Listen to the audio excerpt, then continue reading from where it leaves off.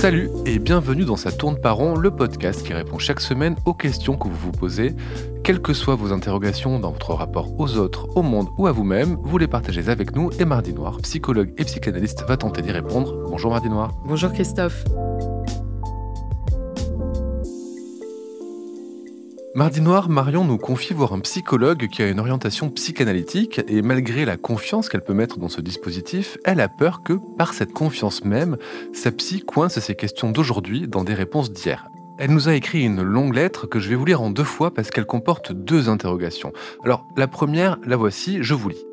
Les écrits qui ont structuré la manière de penser de la psychanalyse ont émergé dans des contextes où l'existence n'était pas la même, la culture et le sens commun non plus, et les manières dont la psychanalyse les a analysés et y a répondu sont aujourd'hui sans doute périmées. Comment faites-vous, est-ce que vous avez des conseils pour trouver un rapport adéquat aux méthodes et interprétations héritées qui peuvent aider, mais aussi entraver l'interprétation juste ? Et là s'arrête la première partie de la question de Marion. C'est une question particulièrement intéressante et qui, je crois, est partagée par beaucoup. L'idée d'une psychanalyse enfermée sur ses vieux acquis.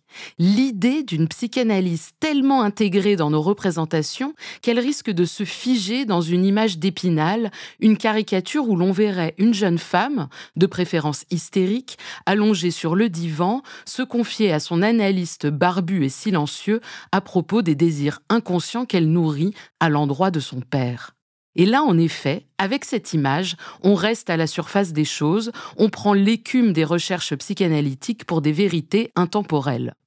Non, ce qui nous intéresse dans la psychanalyse, ce n'est pas de repérer un Oedipe bien en place, et ce n'est pas non plus de dresser le sujet à bien s'y conformer. Je sais que certains psychanalystes peuvent avoir ce genre de dérive, mais je préfère me concentrer sur ce qui résiste au temps. Petite parenthèse pour l'Oedipe. Pour celles et ceux qui méconnaîtraient ce mythe transformé en concept par Freud. C'est au fond une mise en scène au sein d'une famille nucléaire hétérosexuelle. L'enfant prend en rival le parent du même sexe et désire le parent du sexe opposé. Tout ça de manière plus ou moins inconsciente.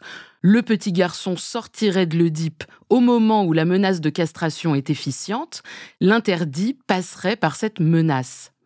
Pour la petite fille, en revanche, elle entrerait dans l'Oedipe au moment où elle comprend qu'il lui manque quelque chose. Et pour sa sortie à elle de l'Oedipe, évidemment, c'est plus compliqué, parce qu'elle est une petite fille. Tout ceci est mystérieux et c'est bien connu, les femmes cachent toutes quelque chose, elles sont maléfiques. Je caricature évidemment, Freud n'a jamais dit ça. Mais oui, il y aurait quelque chose de clair et net du côté du garçonnet, là où la fillette serait embourbée dans un Oedipe sans fin. Au fond, l'Oedipe est une manière parmi d'autres de scénariser la perte, le manque, la menace et la rivalité. Il faut donc comprendre que la référence à l'Oedipe est surtout symbolique, mais c'est un peu le cas avec toute la psychanalyse, me semble-t-il. Il ne faut pas la prendre de manière littérale. Oui, si on lit entre les lignes, si on fait un effort de réflexion, ce concept freudien nous enseigne des choses bien plus universelles qu'on ne le pense. Notamment la prégnance de l'identification, de la différenciation, de la rivalité, de l'idéal, du désir. Au fond, ça nous rappelle qu'une personne est toujours située dans un contexte donné et que parfois elle se débat, elle s'embrouille, elle s'effondre ou s'arrime à une position inconsciente, à un choix inconscient, toujours forcé, mais dont elle ignore que ça a constitué un choix et qu'une porte de sortie est possible, à condition de définir les contours, de faire des allers-retours, bref, d'en parler. C'est aussi l'apport de Lacan avec cette définition du signifiant. Le signifiant étant radicalement subjectif, singulier. Comment des mots résonnent pour un sujet de façon très singulière. Chacun va pouvoir en analyse faire l'expérience de sa propre chaîne signifiante, de se faire une carte, une boussole très personnelle pour s'orienter dans le monde. On a donc à notre disposition des récits qui sont comme des outils qui nous permettent de mettre des mots et d'appréhender chacun à notre manière notre propre singularité. Freud a en effet fondé la psychanalyse avec cette idée d'un ordre symbolique prééminent. Et comme le souligne Aurélie Fauvadel dans son ouvrage « Lacan versus Foucault, la psychanalyse à l'envers des normes », Lacan a lui aussi suivi cette voie dans un premier temps de son enseignement. Il prend la suite de Freud en faisant de la loi symbolique une transcendance, un ordre venu d'en haut, une tentative de conceptualiser de façon universelle la régulation de la jouissance du corps par le symbolique.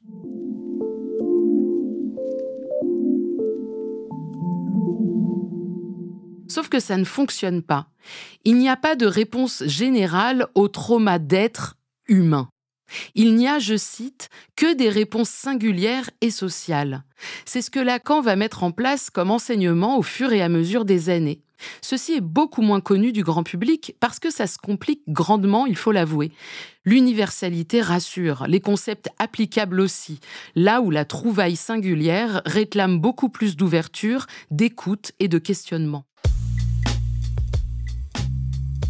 Et finalement, c'est peut-être pour ça que les analyses sont si longues parfois, parce que la psychanalyse ne fournit pas de solution clé en main, c'est avant tout un travail sur soi-même à l'aide de concepts-outils, et justement cela nous amène à la suite de la lettre de Marion. Permettez-moi, cher Mardi, d'en reprendre la lecture. Marion dit « Je suis assez bon public pour l'exercice de démêler les questions qui sont les miennes, des questions qui concernent les personnes qui m'entourent. Ça fait toujours du bien de se décoller un peu de la toile d'araignée que les proches nous tendent comme un bon plaid doux et chaud. Ça fait du bien aussi de prendre mes responsabilités pour essayer d'épargner mon entourage de mes propres pièges collants.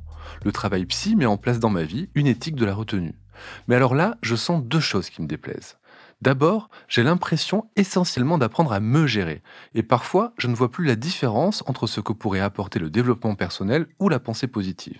Et donc ensuite, ce souci de déjouer ces toiles d'araignée, de couper les fils qui puent trop le poison, tout ça me fait obstacle pour aller travailler sur ce qui compte le plus dans ma vie, les liens, les relations, le commun, l'inséparé. Ce que je cherche à retrouver avec les séances psy, ce n'est pas un moi bien délimité, bien discerné des autres, mais ma capacité à tisser avec d'autres des tissus beaux et solides. Fin de la citation.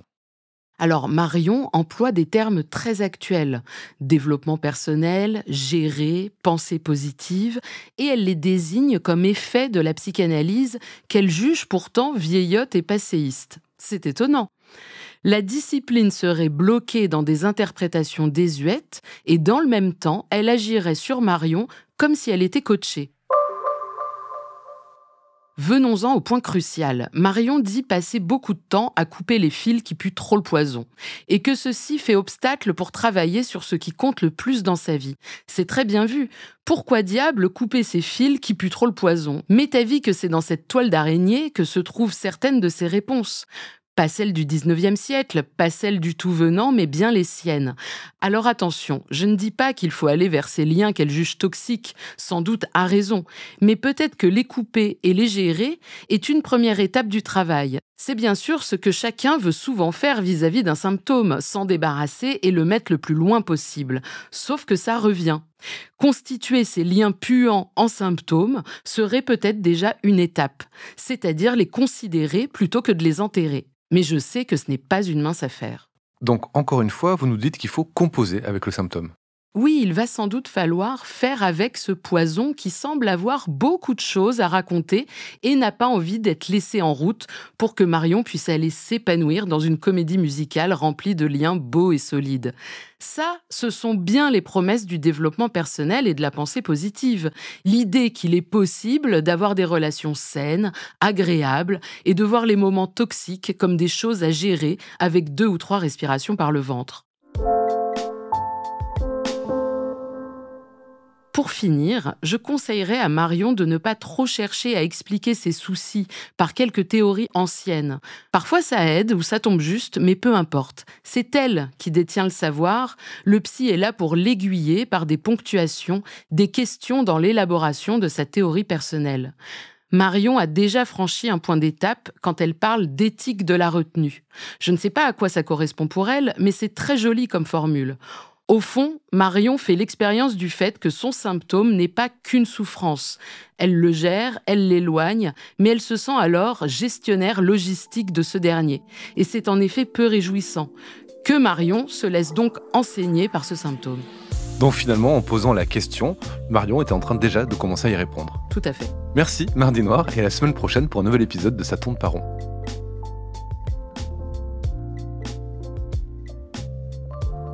Ça tourne pas rond est un podcast de Mardi Noir produit par Slate Podcast. Direction éditoriale Christophe Caron, production éditoriale Christophe Caron et Nina Pareja, prise de son Nina Pareja, montage et réalisation Aurélie Rodriguez. La musique est signée Sable Blanc.